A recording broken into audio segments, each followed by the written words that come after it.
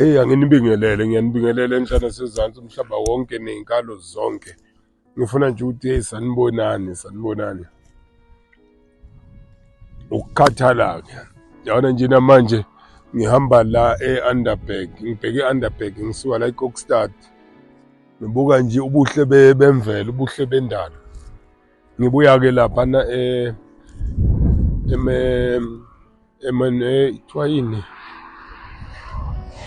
Monflesha bengiyongcwabisa khona omunye wabantu engibasizayo kade nje ngiyongcwabisa, hhayi ukuthi bengiyosebenza umzimba, kade nje ngiyomsingatha ngithi mfowethu akaphephise ukuhanjelwa uma wakhe.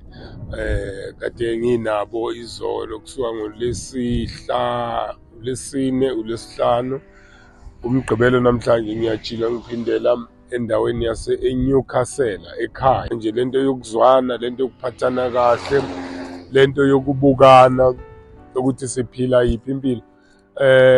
Ngenzela ini ukuthi abantu bazi ukuthi njengoba silapha abantu kodwa ekugcineni nami ngiwumuntu.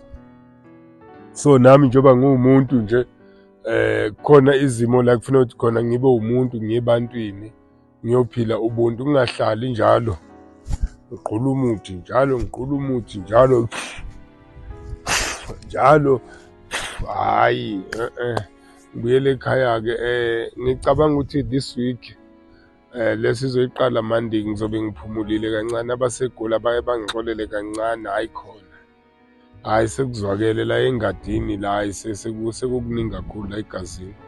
Umzimba awuvumi ngendlela ey'simayo. Kodwa nje uthando lukhulu, ngiyanithanda.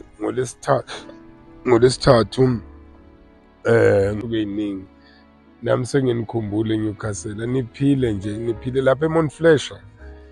Ningiphathe kahle kakhulu. Bonke nje abantu ade nginabo bangiphethe kahle kakhulu.